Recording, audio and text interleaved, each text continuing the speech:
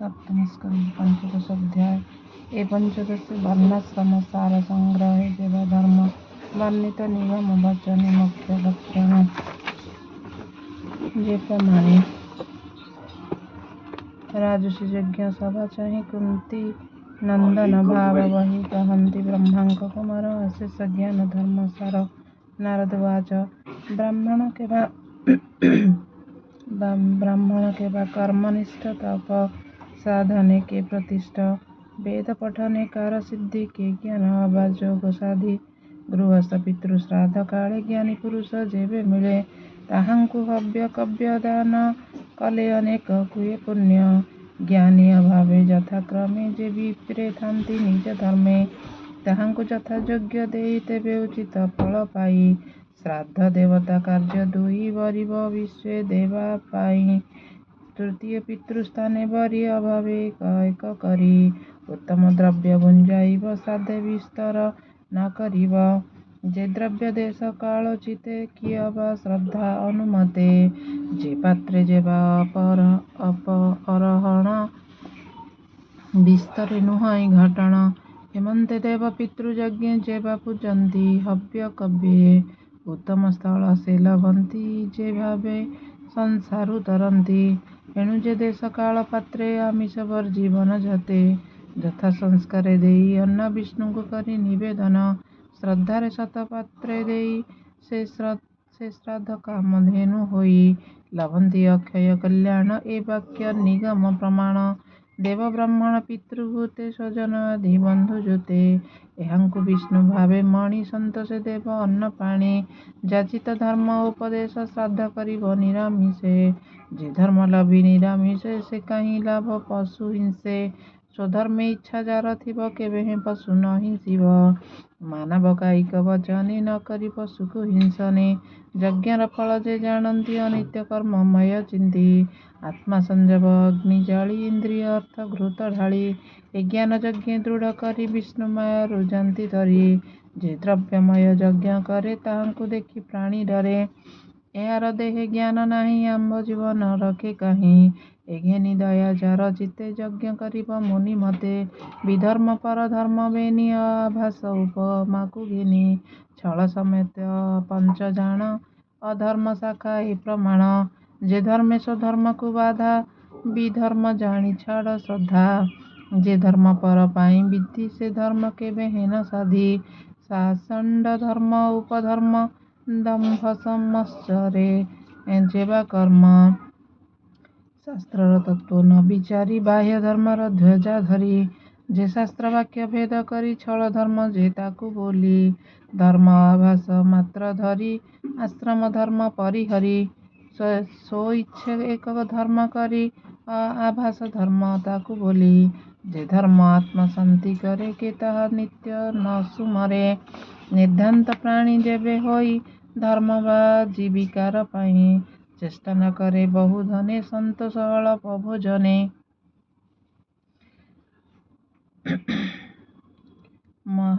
ମହାହି ଅଜଗର ଯେନେ ଆହାର ମିଳେ ଅକିଞ୍ଚନେ ସନ୍ତୋଷ ଆତ୍ମା ଯେବା ନରେ ଅନ୍ତେ ପଶନ୍ତି ସୁଖ ଘରେ ଯେ ଧନ ଲୋଭେ ଅସନ୍ତୋଷ ଭ୍ରମଇ ଦଶ ଦିଶ ତହିଁରେ କଷ୍ଟ ସାର ହୋଇ ସର୍ବସନ୍ତୋଷ ସୁଖମୟେ ଚର୍ମ ପାଦୁକା ଯା ଚରଣେ ଯେ ଯେହ୍ନେ କଣ୍ଟକ ପୋଷଣେ ଭ୍ରମି ନ ଲଭେ କିଛି ଦୁଃଖ ରାତ୍ର ଦିବସେ ଲଭେ ସୁଖ ଯେ ଜିହ୍ୱା ଉପସ୍ଥକୁ ଝିଣି ସନ୍ତୋଷ ଲଭଇ ଯେ ପ୍ରାଣୀ ସେ ପ୍ରାଣୀ ଇହ ପରଲୋକେ ଅଶେଷ ଫଳ ଭୁଞ୍ଜେ କେ ଯେ ବିପ୍ର ହୋଇ ଅସନ୍ତୋଷ ତାହାର ତପ ବିଦ୍ୟା ଯଶ ଇନ୍ଦ୍ରିୟ ଲୋଭ ହନ୍ତି ନାଶ ଅଜ୍ଞାନ କର୍ମେ ହନ୍ତି ଧ୍ୱଂସ ପ୍ରାଣୀ ଯେ କ୍ଷୁଧା ତୃଷା ହେଲେ କାମକୁ ଜିଣେ ଅନ୍ନ ଜଳେ କ୍ରୋଧକୁ ଜିଣେ କ୍ରୋଧ ଫଳେ ଲୋଭକୁ ଜିଣେ ନୋହେ ବଳେ ଯେ ଜନ ସର୍ବଦିଗ ଜିଣି ଏକନ୍ତ ଭୁଞ୍ଜଇ ଧରଣୀ ସେ ଲୋଭ ନ ପାରଇ ଜିଣି ଶୁଣ ନୃପତି ଚୂଡ଼ାମଣି ପଣ୍ଡିତ ଜନ ହୋଇ ଯେବେ ନିରତେୟ ସନ୍ତୋଷ ଭାବେ ଅଧୋଗମନ ତାହାଙ୍କର ଶୁଣ ସୁମନେ ନୃପବର କାମକୁ ଜିଣି ଅଂଶ କଳ୍ପେ ପ୍ରାଣୀ ନ ସଇ ଯାର ଦର୍ପେ କାମର କ୍ଷୟ କ୍ରୋଧ ଯାଏ ଅର୍ଥ ବର୍ଜନେ ଲୋଭ କ୍ଷୟ ଭୟକୁ ଜିଣେ ତତ୍ତ୍ୱଜ୍ଞାନେ ଶୋକ ମୋହକୁ ଜିଣି ଜ୍ଞାନେ ମହାନ୍ତ ସେବା ଦମ୍ଭ ନାଶେ ଯେ ଭାବେ କୈବଲ୍ୟ ପ୍ରକାଶେ। ଯୋଗ ସାଧନ ଯେତେ ବିଘ୍ନ ତାହାଙ୍କୁ ଖଣ୍ଡଇ ମୌନ ହିଂସାକୁ ଜିଣେ କାମ ତ୍ୟାଗେ କାମକୁ ଜିଣେ ଯୋଗ ମାର୍ଗେ ଦୟା ପ୍ରାଣୀଙ୍କ ଭୟ ହରେ ତ୍ରିତାପ ସମାଧି ସଂହାରେ ସଂଯମ ଦେହ ବ୍ୟାଧି ହରେ ନିଦ୍ରାକୁ ସାତ୍ୱିକ ଆହାରେ ରଜତମକୁ ସତ୍ତ୍ୱ ଗୁଣେ ସତ୍ୟକୁ ଉପଶମେ ଜିଣେ ଗୁରୁ ସେବନେ ସର୍ବ ଦୁଃଖେ ପ୍ରାଣୀ ତରନ୍ତି ଆତ୍ମା ସୁଖେ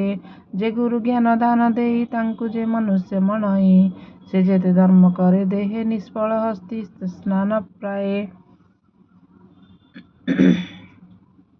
ଯା ଦେହେ ପ୍ରଭୁ ଚକ୍ରଧର ପ୍ରସନ୍ନ ପୁରୁଷ ଈଶ୍ୱର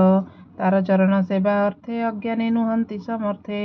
ତାହାକୁ ନର ପ୍ରାୟ ମଣି ଅଧଗ ମନେ ଯାନ୍ତି ପ୍ରାଣୀ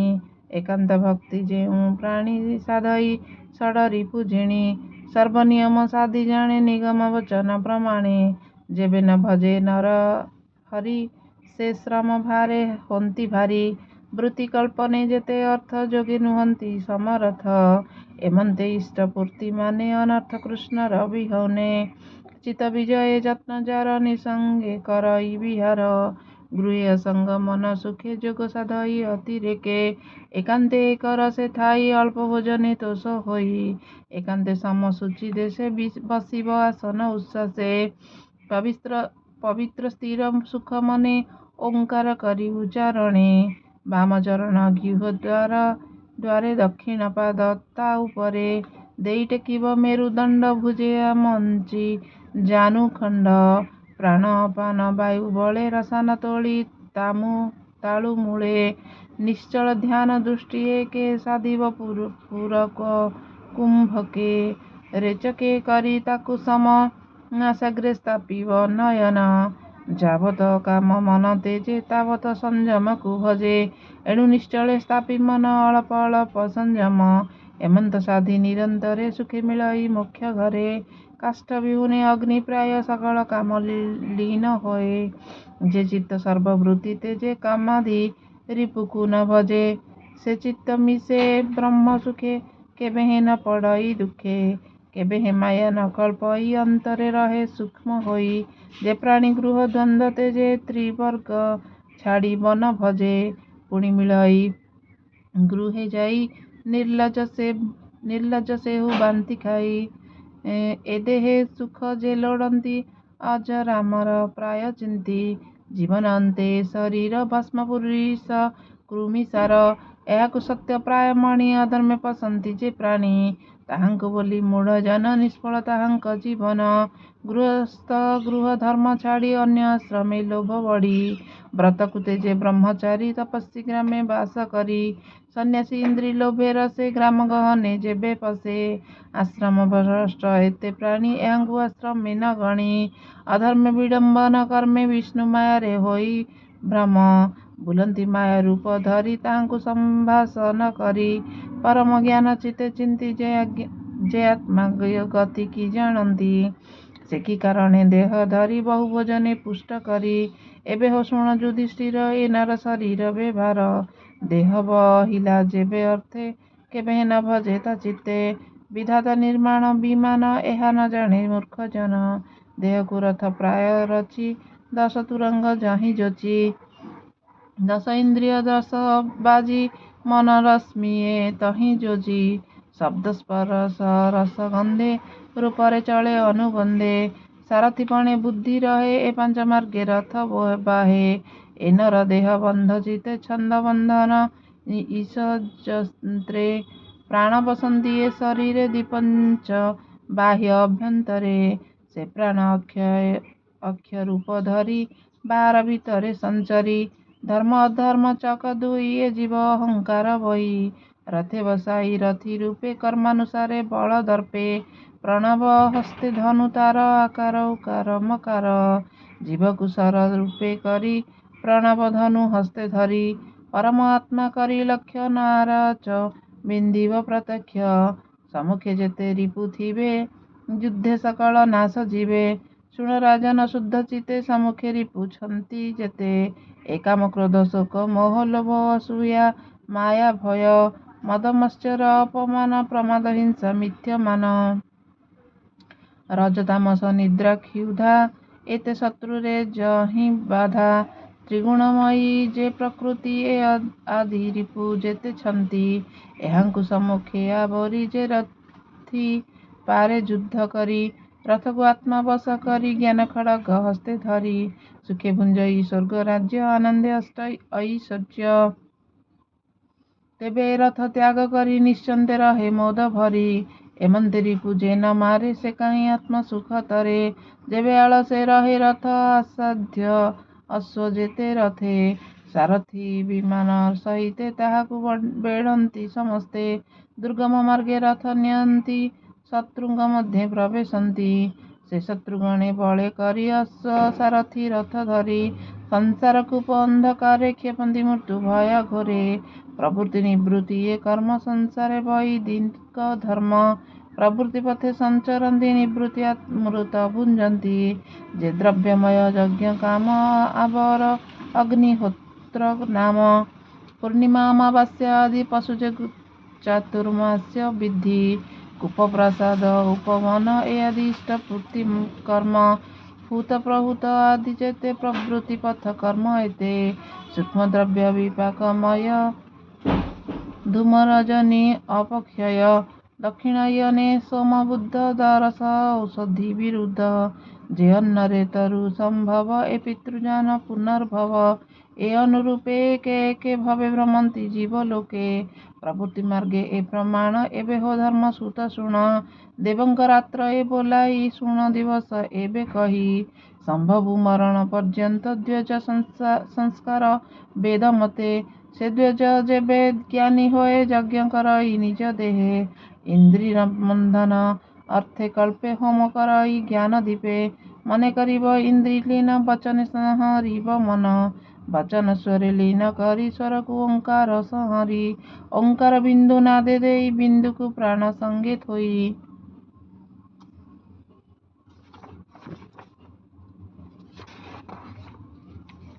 ଜ୍ଞାନର ହେମନ୍ତ ଲକ୍ଷଣ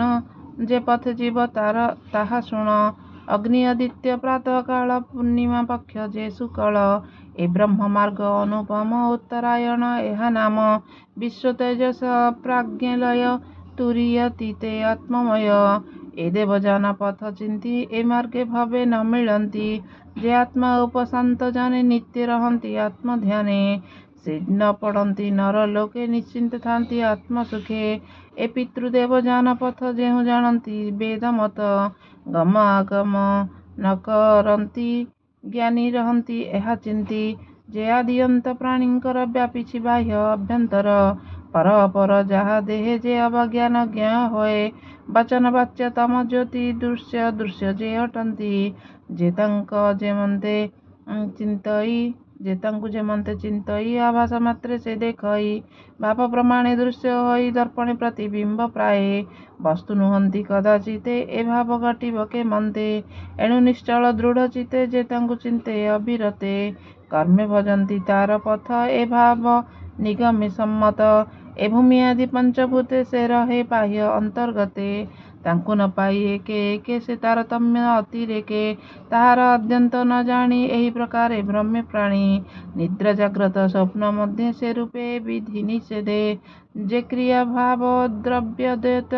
ମୁନି କହନ୍ତି ଶାସ୍ତ୍ର ମତ ଜାଗ୍ରତ ସ୍ୱପ୍ନ ନିଦ୍ରା ଯେହ୍ନେ ନ ଲାଗେ ଶୁଦ୍ଧ ଚୈତନେ କାର୍ଯ୍ୟ କାରଣ ବସ୍ତୁ ଯେତେ ଦେଖଇ ପଟ ତନ୍ତୁ ମତେ ଦେହରେ ବସ୍ତୁ ବିକଳ୍ପ ଏ ଭବା ଦୈତ୍ୟ କହି ନୃପ ଶରୀର ବହି ଏ ଜଗତେ ଯେ କର୍ମ କରେ ବେଦ ମତେ ହରି ବିଷୟ ସମର୍ପିଲେ ବିଷ୍ଣୁମୟରୁ ତରେ ଭଲେ ଏହାର ନାମ କ୍ରୟ ଦୈତ୍ୟ ଅପରେ ଶୁଣ ନର ନାଥ ଶରୀର ଦାର ସୁତ ଆଦି ଅନ୍ୟ ବାନ୍ଧବ ଯେ ପ୍ରସିଦ୍ଧି ଯେ ଅର୍ଥ କର୍ମେ ଏକ ଦେଖି ଏହାକୁ ଦ୍ରବ୍ୟ ଦୈତ୍ୟ ଲେଖି ଯେ କର୍ମ ଯେଉଁ ଉପାୟରେ ଯାହା ସକାଶୁ ଯେଉଁଠାରେ ଯାହାର ଯେ ଅବା ନିଷେଧ ବିନା ପଦେ ନ କରିବ ଏହା ଦିବେଦ ବାକ୍ୟ ଯେତେ ଗୃହେ ଯେ ସାଧେ ଅବିରତେ କୃଷ୍ଣେ ନ କରେ ସମର୍ପଣ ତାର ଜୀବନ କାରଣ ଦେଖତୁ ଗୃହ ଧର୍ମ ଥାଇ ସଙ୍ଗତେ ଘେନି ଚାରି ଭାଇ ରାଜ୍ୟ ବିହୁନେ ବନବାସେ ଯେତେ ଭ୍ରମିଲୁ ନାନା ଦେଶେ ଯାର ଚରଣେ ଆଶ୍ରୟ କରି ଘୋର ସଙ୍କଟୁ ତୁ ନ ନିସ୍ତରୀ ଏବେ ତାହାର ଦେଖ ଭାଗ୍ୟ କଲୁ ରାଜୁଷୀ ମହାଜାଗ ଲଭିଲୁ ପରମ କାରଣ ତୋତେ ସୁଲଭ ନାରାୟଣ ମୁଁ ପୂର୍ବ ଜନ୍ମେ ଦେହ ବହି ବିଷ୍ଣୁମାୟାରେ ଭ୍ରମି ହୋଇ ପୂର୍ବ କାଳର ନାମ ଶୁଣ ଗନ୍ଧର୍ବ ଉପବରହଣ ସେ କଳ୍ପ ଅନ୍ତେ ଦେହ ବହି ଗନ୍ଧର୍ବ ଗଣ ମଧ୍ୟ ଥୋଇ ସ୍ୱଭାବେ ରୂପ ଗୁଣ ମୋର ଅତି ସୁନ୍ଦର ମନୋହର ଗନ୍ଧର୍ବ ନାରୀ ଗଣ ମଧ୍ୟ ଉନ୍ମତ୍ତ ରୂପେ ମୁଁ ଆନନ୍ଦେ ଯୁବତୀ ଗଣେ ପ୍ରିୟତମ ଏମତେ ଗଲା କିଛି ଦିନ ଏକ ଦିବସେ ଦେବଗଣେ ସମସ୍ତେ ମିଳି ପୁଷ୍ପବନେ ବ୍ରହ୍ମା ଶଙ୍କର ଆଦି ବସି ହରିଗାୟନ କରେ ରସି ଗନ୍ଧର୍ବ ଗଣେ ଅଣାଇଲେ ମୁହିଁ ଯେ ଥିଲି ତାଙ୍କୁ ତୁଲେ ଯୁବତୀଗଣ ମଧ୍ୟ ଥାଇ ଆନନ୍ଦେ ବୀଣା ବାଦ୍ୟ ବୋଇ ଅବୃତ ଅପସରା ବୃନ୍ଦେ ହସ୍ତ ନିବେଶି ତାଙ୍କ କାନ୍ଦେ ନୃତ୍ୟ ମୁଁ କଲି ନାନା ମତେ ତା ଦେଖି ବ୍ରହ୍ମା କୋପ ଚିତେ ଦେବ ହେଳନ କର୍ମ ଦେଖି କୋପେ ଅରୁଣ କଲେ ଆଖି ବୋଇଲେ ମତେ କୋପ ବହି ଯାବେ ଶୂଦ୍ର ହୁଅ ତୁହି ବ୍ରହ୍ମାଙ୍କ ଶାପ କୋପମାନଳେ ପଡ଼ିଲି ଅବନି ମଣ୍ଡଳେ ଲଭିଲି ଦାସୀ ଗର୍ଭେ ଜନ୍ମ ଯେଣୁ ମୁଁ ଥିଲି ଶୁଭକର୍ମ ଯେଣୁ ମୋ ଥିଲା ଶୁଭ କର୍ମ ତେଣୁ ମୁଁ ସେ ବିପ୍ରପାଦ ତରିଲି ଦୁର୍ଗମ ପ୍ରମାଦ ବିପ୍ରଚରଣ ସେବା ଫଳେ ପୁଣି ଜନ୍ମିଲି ବ୍ରହ୍ମା କୂଳେ ତୋର ଅଗ୍ରତେ ଗୃହଧର୍ମୀ ବର୍ଣ୍ଣିଲି ଯଥା ବେଦ କର୍ମୀ ଏହା ଶୁଣନ୍ତେ ପାପ ହରେ ଯେ ଧର୍ମ ଗୃହେ ଥାଇ ତରେ ତୁ ନର ଲୋକେ ଭାଗ୍ୟବନ୍ତ ଯେଣୁ ତୋ ବାନ୍ଧବ ଅନନ୍ତ ତୋହର ଗୃହେ ନର ହରି ବସଇ ନର ରୂପ ଧରି ସେ ହରି ବ୍ରହ୍ମ ନିରଞ୍ଜନ ଧ୍ୟାନେ ନ ପାନ୍ତି ମୁନିଜନ କୈବଲ୍ୟ ମୁକ୍ତି ଅନୁଭୂତି ପରମ ସୁଖ ତାର ସ୍ଥିତି ସେ ତୋର ପ୍ରିୟ ଭଗବାନ ସ୍ୱଭାବେ ମାତୁଳ ନନ୍ଦନ ଜଗତ ଆତ୍ମା ମହାଗୁରୁ କେବେ ମହିମା ବର୍ଣ୍ଣି ପାରୁ ବ୍ରହ୍ମା ଶଙ୍କର ଆଦି ଦେବେ ଯାର ମହିମା ନ ଜାଣିବେ ମୌନ ବ୍ରତ ତପ ଆଦି ନିଶ୍ଚଳ ଧାରଣା ସମାଧି ନିର୍ମଳ ଭକ୍ତି ଉପଶମେ ନିର୍ବାଣ ଲଭେ ଯାର ନାମେ ସତ୍ୟତ୍ୱ ଜନଙ୍କ ପତି ସେ ହରି ହେଉ ଆମ୍ଭ ଗତି ଶ୍ରୀଶୁକ ବାଚ ଏମନ୍ତେ ଦେବ ଋଷି ବାକ୍ୟ ପଞ୍ଚଦନ ପାଣ୍ଡବେ ଏକେ ଏକେ କୃଷ୍ଣଚରଣେ ପୂଜା କଲେ ନାରଦ ପାଦେ ପ୍ରଣମିଲେ ନାରଦ ଉଠିଣ ତକ୍ଷଣେ ନମିଲେ ଶ୍ରୀକୃଷ୍ଣ ଚରଣ ସେ କୃଷ୍ଣ ଆଜ୍ଞା ଘେନି ଶିରେ ତକ୍ଷଣେ ଅନ୍ତର୍ଧ୍ୟାନ ହେଲେ ଏମନ୍ତେ ଦକ୍ଷ କନ୍ୟା ଗର୍ଭେ ଯେତେ ଉପୁଜିଲେ ଦାନବେ ଦେବ ମାନବ ଆଦି ଯେତେ ପୂର୍ବେ ମୁଁ କହିଅଛି ତୋତେ ଏବେ କହିଲି ତୋତେ ଭାବେ ଯେ ଯହିଁ ଦେବତା ଦାନବେ ସର୍ବ କହିଲି ତୋ ଅଗ୍ରତେ ରାଜନ ଶୁଣ ଏକଚିତେ ହରିଚରିତ ଭାଗବତ ନୃସିଂହ ଚରିତ ଅମୃତ ସପ୍ତମ ସ୍କନ୍ଧେ ଭାଗବତ ସୁପୂର୍ଣ୍ଣ ପ୍ରହ୍ଲାଦ ଚରିତ ଯେ ଏହା ଶ୍ରୁତି ପଥେ ଶୁଣେ ମନ ବଚନେ ପରିମାଣେ ନୁହନ୍ତି ମାୟାର ମୋହିତ ଭଣଇ ଦାସ ଜଗନ୍ନାଥ ଶୁଣି ସଂସାରୁ ତର ପ୍ରାଣୀ ସୁଜନ ହିତେ ମୁହିଁ ଭଣି ସଂସାର ସୁଖ ଦୁଃଖେ ଥାଇ ମୁଢ଼େ ତରିବେ ଏହା ଗାଇ ଇତି ଶ୍ରୀମଦ୍ଭାଗବତ ମହାପୁରାଣ ପାରମହଂସ ସାହିତ୍ୟଂ ବୈୟାସିକ୍ୟଂ ସପ୍ତମ ସ୍କନ୍ଧେ ପ୍ରହ୍ଲାଦାନୁଚରିତେ ଯୁଧିଷ୍ଠିର ନାରଦ ସମ୍ବାଦେ ସଦାଚାର ନିର୍ଣ୍ଣୟୋ ନାମ ପଞ୍ଚଦଶ ଅଧ୍ୟାୟ ସପ୍ତମ ଅଧ୍ୟାୟ ସପ୍ତମ ସ୍କନ୍ଧେ समाप्तो अध्यायः सप्तमस्कन्धे हरि ओं तत्सत्।